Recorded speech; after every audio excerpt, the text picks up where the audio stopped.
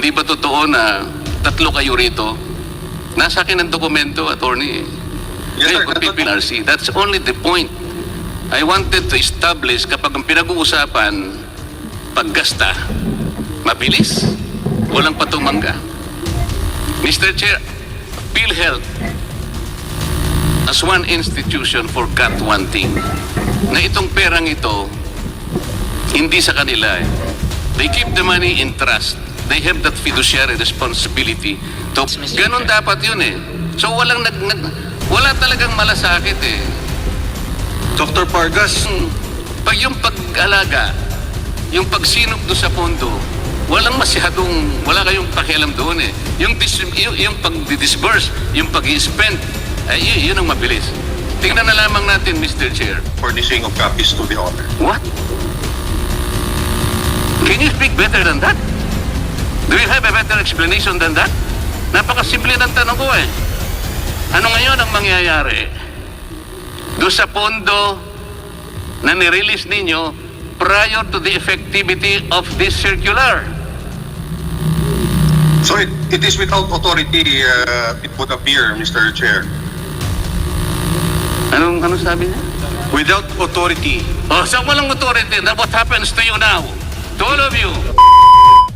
Legal, yun documents ng Balangabataan. For again, soft copy, we don't need the hard copy for the guidance of this committee. So now we proceed. Mr. Chair, last na lang, before. I will yield, kasi kanina kinain yung oras ko eh. But it's okay, I will yield to the next interpellator, provided that I will again be given a chance on the second round. Thank you, Mr. Chair. Yes, Honorable Barbers, you will be first in the second round. We now proceed to Deputy Speaker Marcoleta. Deputy Speaker Marcoleta, you have 30 minutes. Go ahead. Those in plenary will have additional 10 minutes. So 30 minutes for the Honorable Marcoleta. Salamat po, Mr. Chair. You can allow me a little time to just air my frustrations based on what I have observed during the last hearings and on the basis of the answers being given by our resource persons. Marami pong paikot-ikot. Some convoluted answers, prevarications. Alam po ninyo, kailangan mabilisan na lang ito eh. Mr. Chair, I think the success, even the extent of our hearing here will depend entirely on how they will answer our questions. I'm very frustrated simply because not only confusing answers na paikot-ikot, yung iba pa they are outright lies. For example, itong Attorney Del Rosario, when I was asking him about the 100 million given to the Philippine National Red Cross, sasabihin niya sa akin, at dinig na dinig naman ninyo, he was not privy to the negotiations. Para bang hindi niya alam, may hawak akong dokumento that he is one among the 3 members of the panel. Ang kasama niya, Senior Vice President Dr. Shirley Domingo, at saka yung certain Mr. Oscar Cabado, Vice President for Membership, and Attorney Del Rosario. Pagkatapos sasabihin niya sa atin, he was not privy to the negotiation between Philhealth and PNRC. Sino hindi mapoprostrate dito? Para bang hindi niya alam, I have even the pictures na nandun siya. Kausap niya yung aking kumpare, Senator Cordon. Wala akong sinasabing masama tungkol sa PNRC. I'm only establishing the facts na nandun siya. Pero sasabihin niya sa atin, sa mukha natin, na magsisinungaling siyang gano'n. Si Dr. Pargas naman, ikaw naman, tinanong ko lang kung magkano yung aking contributions. O after 2 days, kung hindi pa kita tinext, hindi mo ibibigay sa akin. How can you do this? Yung Manila doctors, nangako ka sa akin. Hanggang ngayon, nandito ha. Are we getting the right answers from you? Yung isa naman, tinanong kita tungkol sa expanded withholding tax. I cannot remember kung sino na dito. I guess kayo po na nandyan sa... You were telling us pure lies. Ang sabi mo, yung mga health care institutions are the ones paying the expanded withholding tax. Di ba? You were collecting 2% expanded withholding tax. Hindi totoo yun eh. It was Philhealth itself, because Philhealth is the only withholding agent of the BIR. Hindi yung healthcare institutions. Okay? Magkano ang binayad ng Philhealth? Sinabi na rin ng pagtatanong ni Congressman Barbers, 156.7 million. Kayo ang nagbayad. Pagkatapos, magsisinungaling kayo. Ano makukuha namin na mabuting sagot kung ganito ang gagawin ninyo? Ang sabi ni Dr. Atty. Del Rosario, isa lang ang departamento. Parang hindi niya alam yung dokumento ako, 4 ang departamento niya. May I start with you, Atty. Del Rosario, nandiyan ka ba? Yes, Mr. Chair. Can I comment on some points raised by the... You have no right. Tinatanong ko lang kung nandiyan ka pa. Thank you, sir. Magaling kang Mr. Chairman. magpaikot eh. And I warn you, kung ano lang tinatanong ko, yun ang sagutin mo. Huwag kang magpapaikot dito. I think, Mr. Chair, we should already advise them that right now, we're working on a complaint for plunder, malversation, and charges of administrative offenses and so many things.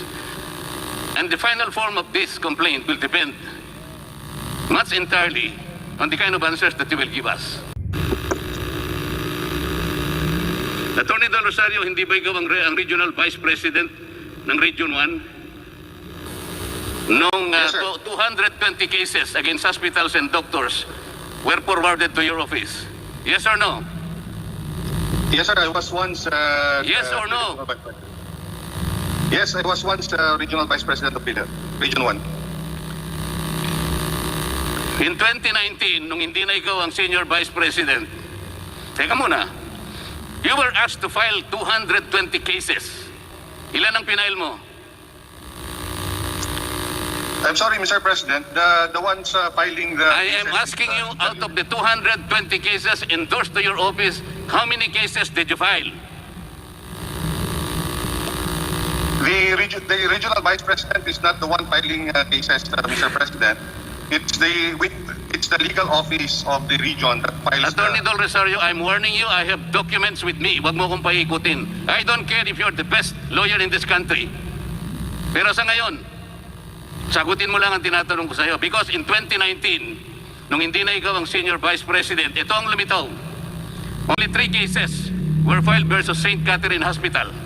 Totoo hindi? I don't have the data. As I've told you, Mr. President, the one filing the cases... What do then you know? was the- Palaging paikot-ikot eh. Ikaw ang binigyan ng SPA. Do you want me to show the document that you were given an SPA by then Interim President and CEO de la Serna to file appropriate criminal, civil, and administrative cases, for example, against several culprits. This is dated November 2, 2017. Hindi mo aaminin dito? Mr. President, Mr. Chair, that particular... I am asking you, do you know about this SPA? I've known that SPA only of late, Mr. President, Mr. Chairman.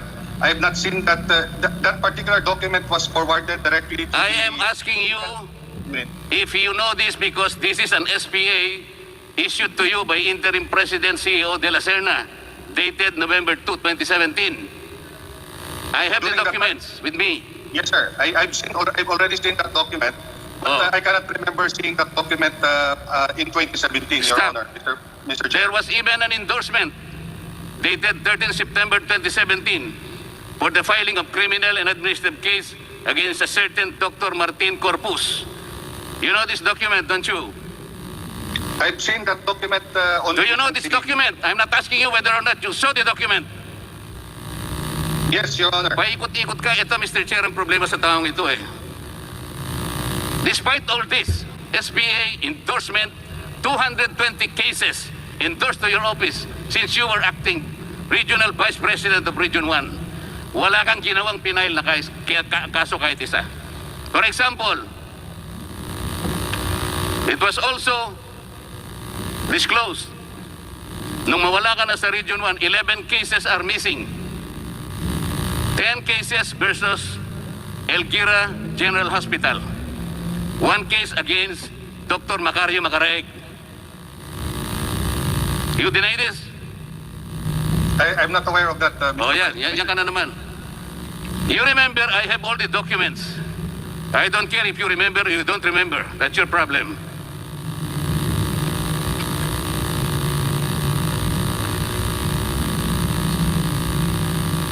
Meron kang pinirma. Oh, para hindi ka naman baka mamaya magmalinger ka na naman, ano? Meron kang memorandum number 2018-14. You directed each and every provincial regional office to file at least one complaint per quarter. Itong memong ito'y ginawa mo, Attorney Del Rosario, after certain operational audits, fact-finding investigations, nakalagay sa memo mo that there are certain facilities and professionals that are acting against the interest of the Philhealth Fund. Kaya ang ginawa mo, gumawa ka ng memorandum, you ask all the regional offices to determine and ascertain those people, those culprits, identify all them. Parang ang ganda, ano? To protect the interest of the Philhealth Fund. What is the reason why you gave them a quota of only one criminal case per one quarter? What is the logic for making or putting a quota or any limitation? Sir, that quota is the minimum. Kasi napansin ko po nung pag-assume ko dito that ever since Philhealth was created, there were only 11 complaints, criminal complaints filed. And they reviewed the cases, and all the criminal complaints were filed by the central office. So there was actually a confusion whether who will file the criminal complaints.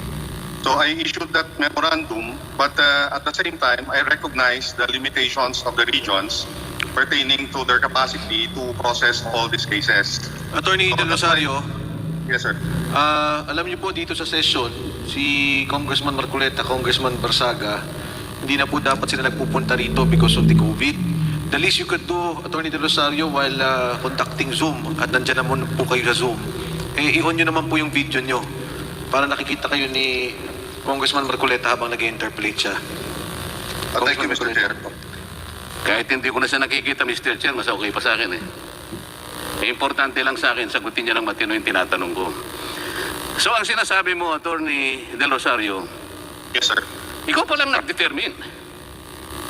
Gaano ka kasigurado na yung determination mo that's only one filing of one case per quarter, yun ang tama to protect the interest of Philhealth? Bakit naman? No? That's the minimum, Mr. Chair. Sino nagsabi sa yung minimum? Who told you? Kasi, sir, Who instructed you to give that minimum? Why not 5? Why not 10? kasi yung ano ko kasi, sir, during that time, wala pong... No. Sinong nagsabi sa'yo, who gave you the guideline na kinakailangan isang kaso lang per quarter? Can you imagine? One filing of case for 3 months? Sino ka para i-determine mo sa sarili mo na yun ang minimum? Why work for the minimum? Why not maximize the opportunity of being able to determine all those culprits in order to defend and protect the funds of Philhealth? Huwag ka na makatwira ng kung ano-ano. So, ikaw pa lang nagdi-determine. Yung pa lang mabuti sa Philhealth. That is the way to protect the funds of Philhealth. Kailangan isa lang na case ang i-file in 3 months' time. Mr. Chairman. Hindi ko alam kung anong logic meron ka, Attorney, ha? Mr. Chair. Teka muna, I'm not asking you anything. Okay, sir. Proceed, sir. Sorry. Doon sa Philhealth Circular, dito makikita natin, Mr. Chair, siya ang nagdi-determine. Ha? Wala kang sinabi na ang board ang nag-advise sa'yo. Not even the board, not even the EXICOM. Only one person, Mr. Chair, has the power to determine kung sino at ilan ang ipapile na case. Sus Maria Josep na buhay ito. Doon sa Philhealth Circular 2020, balikan natin yan, 0007. Merong effectivity doon eh. Napansin ko lang kagabi nung nire-review ko to eh. Do you know the effectivity of that particular circular, Attorney Del Rosario? If I remember it right, I think it's March 20 or 21, Your Honor, Mr. Chair. Narinig mo yung sagot, Mr. Chair? Why did you say it took effect on March 31? 21 yata. 21 po yata. I don't have the document right now, Mr. President. Wala ka Mr. palang Chair. dokumento. Bakit sinasabi mong March 31 what? What year? 2020? Sir, are you referring to the IRM circular, Mr. Chair? I am talking about Philhealth Circular 2020. Ito yung IRM. COVID-19 ito. Kabisado mo ito eh. Bakit mo sinabing March 31, 2020 ang effectivity? Why? Hindi sir, ang sabi ko sir, ang alam ko March 20 or March 21. Ang sinasabi ko sa iyo, merong effectivity itong circular na to. Ang tanong ko sa iyo, do you know when did this PhilHealth circular take effect? I think nakalagay po dyan effective immediately, Your Honor. So hindi mo kabisado? I'm You not tell sure me, I about will the help date. you. Hindi mo kabisado? Thank you, sir. Thank you.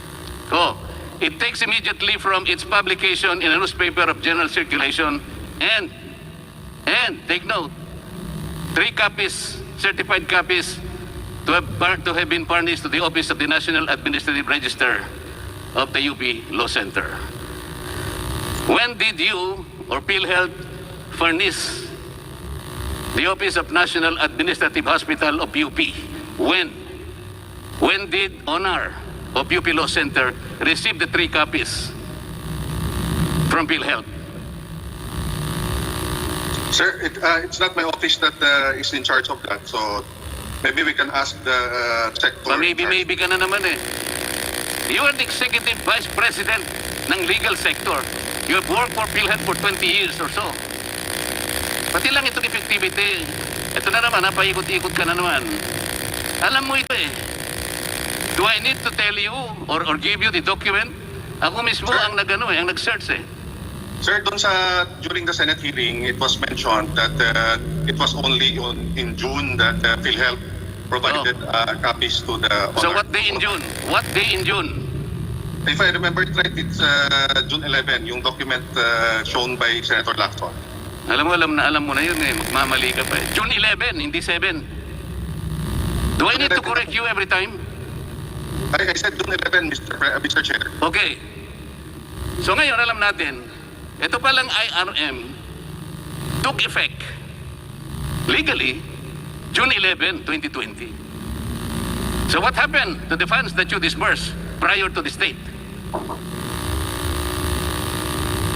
What?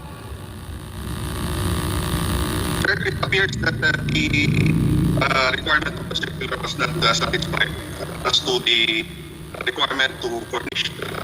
What kind of answer is that? Are you a lawyer? Talaga ba lawyer ka? June 11, nung magkaroon ng kopya ng owner of the UP Law Center. Meaning to say, doon lang nag-take effect yung yung circular 2020-0007. Alright? Ang tinatanong ko sa iyo, what happened to the funds disbursed prior to this date? Let's say March, April, May, and June 10. What happened to those funds? Sir, it would appear that those funds were not released based on the prerequisites set by the circular on the publication and the furnishing of copies to the owner. What? Can you speak better than that? Do you have a better explanation than that? Napakasimple ng tanong ko eh. Ano ngayon ang mangyayari? Doon sa pondo na nirelease ninyo prior to the effectivity of this circular. So it is without authority, it would appear, Mr. Chair. Anong sabi niya? Without authority. Oh, sa walang authority, na what happens to you now? To all of you? Illegal. Oh, illegal. Okay. Mabuti yan nagsasabi ka na ng totoo ngayon. Ako yun. Ako nagsabi nun. Honorable Marcoleta. Ay, ikaw ba? Pasagutin natin sila. Do you agree to the statement of the chairman? Illegal. Oh, hindi na makasagot. Are you asking me? Yes, Mr. I agree with Oh, the illegal, chairman. di ba? Illegal na. It did not comply. Tinatanong lang kita, illegal na, di ba? Simple. Attorney Del Rosario, simple lang po sagot. Illegal po ba? Hindi. Yes, I agree, Mr. Chair. Ano sagot, Na, Mr. Chair? sabi niya, yes, I admit, I am pretty certain. Is that correct? I agree with the chairman that it's illegal. Was that properly recorded, Mr. Chair? Yes, Honorable Marcoleta, it was on record. Thank you. Attorney Del Rosario, bilang isang napakahusay na abogado, ikaw ba naniniwala na ang COVID-19, alam mo siguro yung COVID-19, hindi ba? Alam mo ba yung COVID-19, Attorney Del Rosario? Yes, Mr. Chair. Okay. Kailangan makasiguro tayo, Mr. Chair. Masyadong madulas ito eh. Is COVID-19 can be considered a fortuitous event within the meaning and objectives of Philhealth Circular Number 2020-007. Huwag kang sasagot ng hindi mo naintindihan.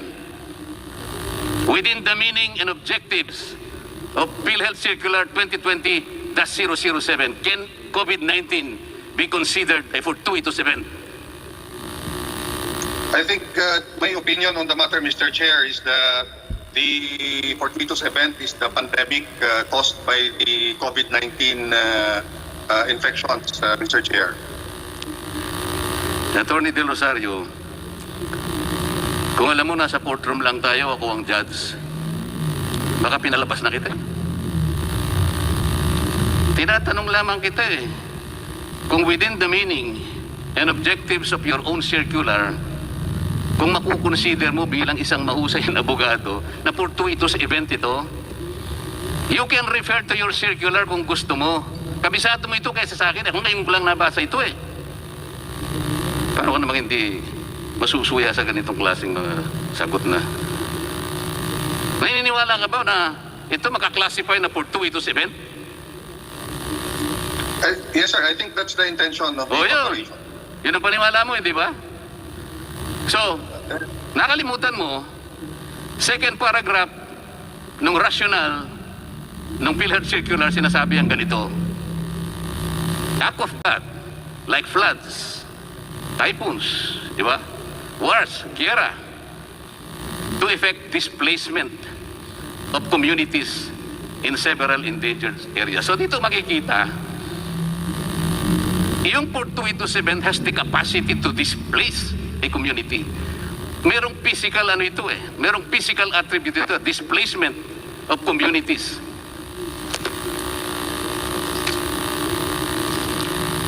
Under objectives nakalagay, to provide aid to healthcare institutions in rebuilding their critically damaged healthcare systems. Physical ang pinag-uusapan dito eh. Pagkatapos, hiningam ka pa ng description or photo of the effects of fortuitous event. Nakikita mo ba yung COVID-19? Attorney Del Rosario? Do you see the enemy? No, sir. Only May kinakailangan ng photo rito eh. Paano mo lilitratuhan si COVID-19? Hindi mo nga nakikita eh. Pagkatapos, nandun pa, explicitly mention if majority of the claims under the HCI's custody were totally destroyed.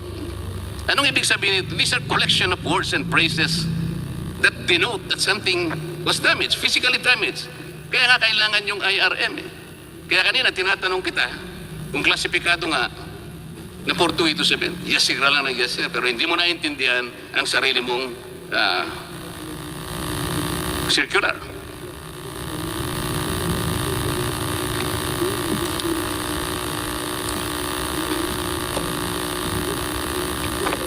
Bakit nagsinungaling ka sa akin nung sabihin mo na you are not privy to the negotiation between PNRC and Philhealth? Thank you, Mr. Chair. The negotiation, na pumunta po kami doon, kausap namin si Senator Gordon, it does not pertain to the amount of the mobilization fund. Ang pinag-usapan po namin dito doon, Mr. Chair, ay yung proseso kung paano makatulong yung Philhealth doon sa pagpapabilis ng pag-submit ng documents ng Red Cross for liquidation. Hindi po yung usapan po doon tungkol sa tungkol sa amount ng mobilization fund. Thank you, Mr. Chair. Sa palagay mo ba, kapanipaniwala yung sagot mo sa akin? Hindi ba totoo na tatlo kayo rito? Nasa akin ang dokumento, attorney. Yes, sir.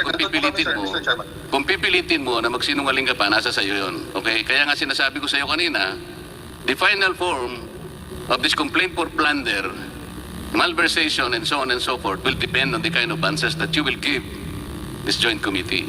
Kasama mo si Legal Vice President Shirley Domingo and Mr. Cabado, the Vice President for Membership. Noong i-negotiate ninyo, kayo ang panel. Pagkatapos, directly magsisinungaling ka sa amin. Yes sir, we negotiated, but yun sir, yung dinidiscuss namin yung proseso, hindi po yung amount po ng mobilization. The amount of mobilization sir, po yun top level negotiation po yun. So, Gaano katap yung level? Pumunta po kami doon, hindi naman si Senator Gordon po yung intention namin kausap, yung naman po mga staff, yung gagawa po ng mga forms. Tapos nakita lang po kami ni Senator Gordon kaya po kami tinawag. So sige, po yun yung negotiation. maglubid ka ng buhangin kung gusto mo. Pero ang sinasabi ko rito, yung 100 million is a clear deviation from the objectives and parameters set forth in your own Philhealth circular. Because, ang sinasabi ko sa'yo, sa aminin mo't hindi, wala namang historical claims ang PNRC.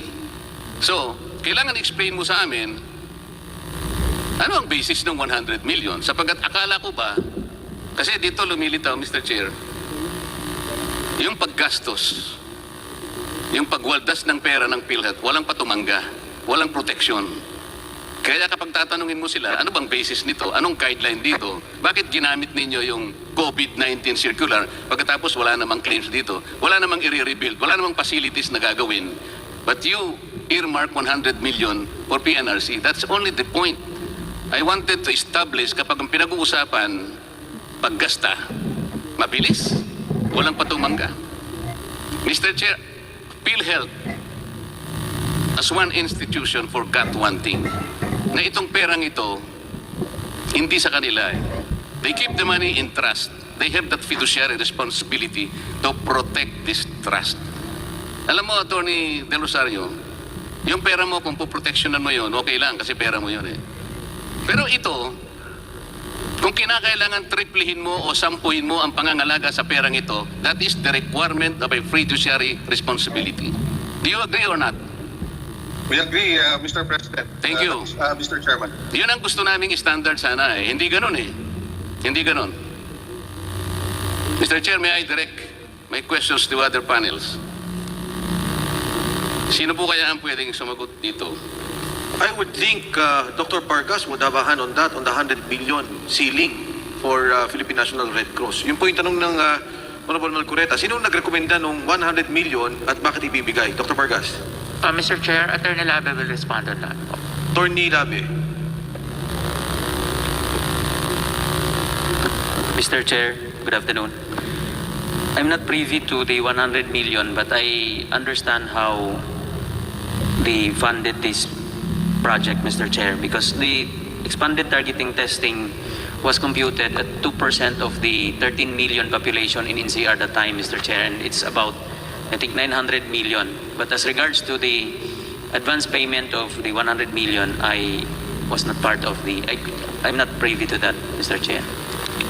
Mr. Chair, yung word for the day ngayon is, or the phrase, I'm not privy. Nagbayad ba ng expanded withholding tax? Pinawas nyo ba yun? Nung ibigay nyo yung 100 million sa PNRC? Okay, you're not privy. Okay. Attorney Dr. Pargas, on August 5, 2011, PhilHealth issued circular number 011-2011 to implement a case-based payment. Ito yung ACR, case rate, for 23 selected cases and surgical procedures. Is that correct?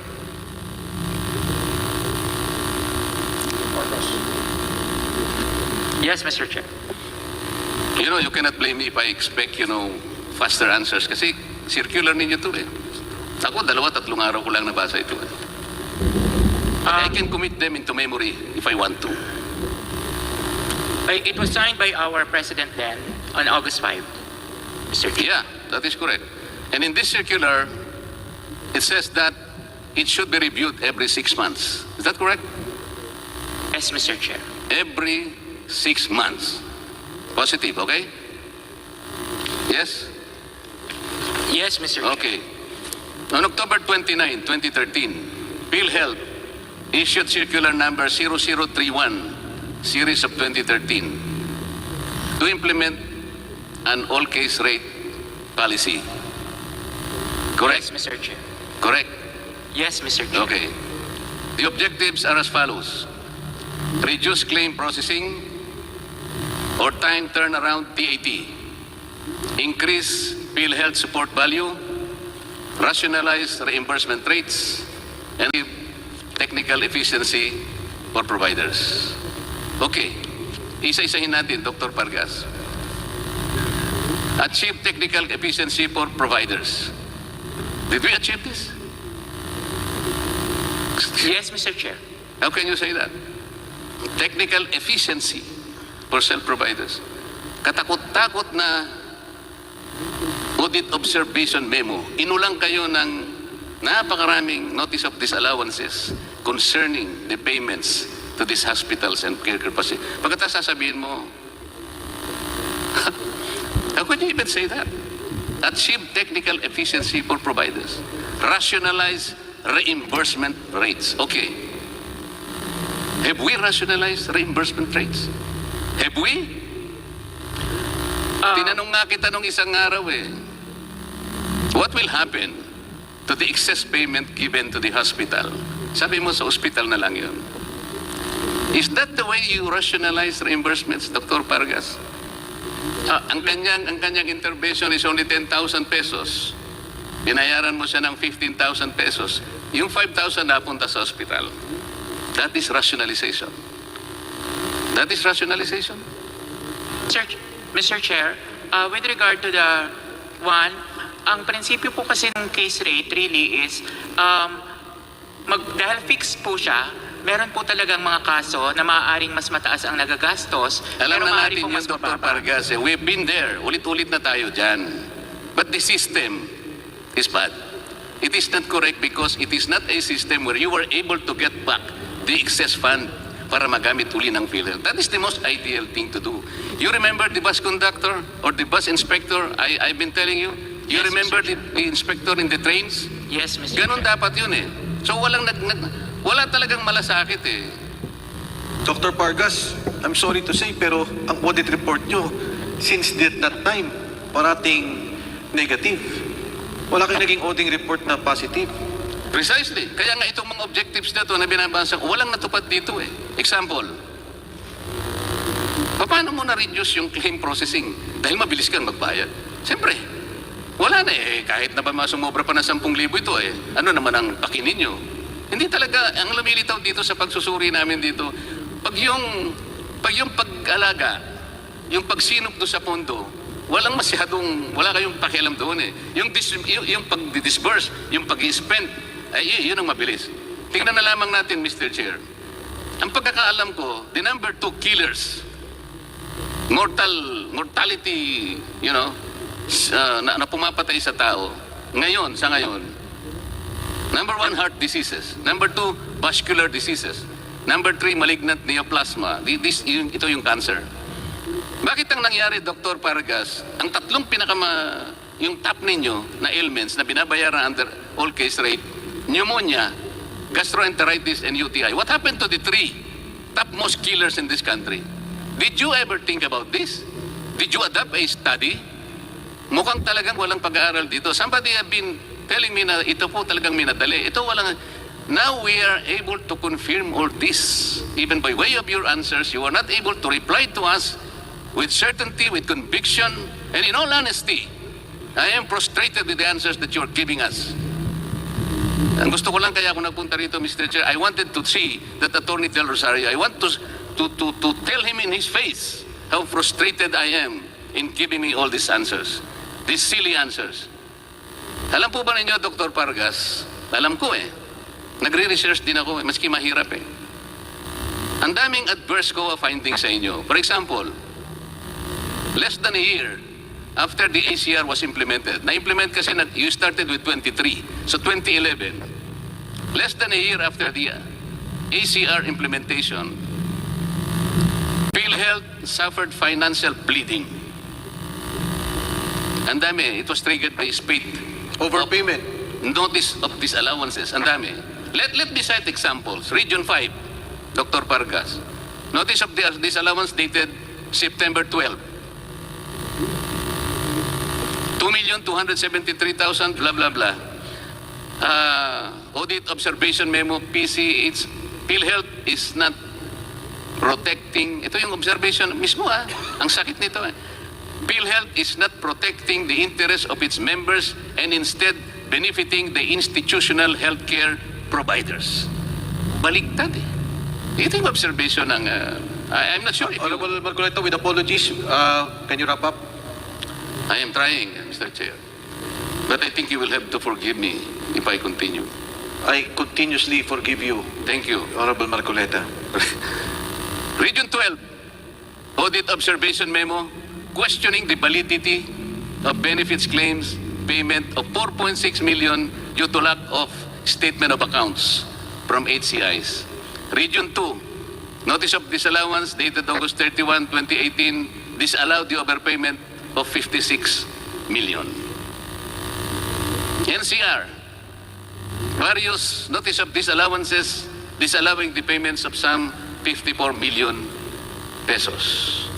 Not only that, Mr. Chair, not only the adverse findings of the COA, ito mga independent studies ito, Dr. Pargas, I will cite several of them. In November 2016, a paper entitled 2016 Health Finance Policy Sector Report Rationalizing Case Rates was presented to the Philhealth Board. You recall this, Mr. Pargas? No, Mr. Chair, just to clarify, in 2012 po, I was in corporate communications. 2013 to mid-2018, I am with the corporate affairs. Ako po ay napunta lang sa health finance noon pong mid of 2018 as an OIC and was appointed as Senior Vice President ng Health Finance ng 2019. What are you saying? You don't know about this paper? When it was presented po, I was not there during that time. So the yun question is, do you know? And you came to know about this paper? Yun lang. Yun lang ang tanong. And Mr. Chair, yung title, just to, sorry po, apologies po, yung title lang po. Ito nga, 2016 Health Finance Policy Sector Report Rationalizing Case Rates. Importante ito because these are independent studies commenting and trying to help you determine the weaknesses of the system. This is on record. This is on record. Yes You know po, this? I think I've heard naman po. Yun lang naman Yes po. Okay. This report, Dr. Pargas, for your elementary education, showed that the fee for service, ito yung dati, this is the old system na pinalitan ng all case rates. The FFS payment schemes average value per claim did not exceed 5,000. So yung old system ninyo, yung average value per claim did not even exceed 5,000 pesos. Ito yung sinasabi ng report. Itong all case rate posted an increase of 44.9% average increase in payment to level 1 hospitals. Is this correct? Yes, Mr. Okay, yes. This report also further showed that despite a 9% decrease in the number of claims in level 1 hospitals, nag-decrease ng 9% yung claims ng level 1 hospitals, but the amount paid to them increased by 65% nung gamitin na ninyo ang ACR system. Ito yung lumabas sa study. Okay. The same report, Mr. Chair, disclosed also that an overpayment in more than 1/4 of the total claims, 1/4 ng total claims in 2016 ay nandoon. And it resulted in overpayment of about 2.6 billion pesos for the same year. Ito yung sinabi ng study. Okay? Ito pa. Also, in November 2016, in Davao City, merong in-house actuary na nag-present ng report entitled, this is the title of the report, Towards NHIP, ito yata yung National Health Insurance Program. sustainability fiscal year 2016 to 2025. It was presented at the Philhealth Regional Consultative Meeting. You know about this? I would recall, Okay. Mr. Chair. So ang factual lang talagang, it did happen talaga. There was a paper presented in such a gathering, right? I would suppose so, Mr. Chair. Okay. This report, Dr. Pargas, warned Philhealth that the NHIP fund operated at a net loss for fiscal year 2011, 2012, 2013, and 2015. Okay, yun ang report. Winarn kayo na you were on a operating loss. This report also projected that the fund would be depleted by 2019 because the expected operating expense was estimated at 140 billion or a deficit of 140 billion. Ang estimated collection nyo lang naman ninyo 110 billion. So you have a deficit of 10 billion.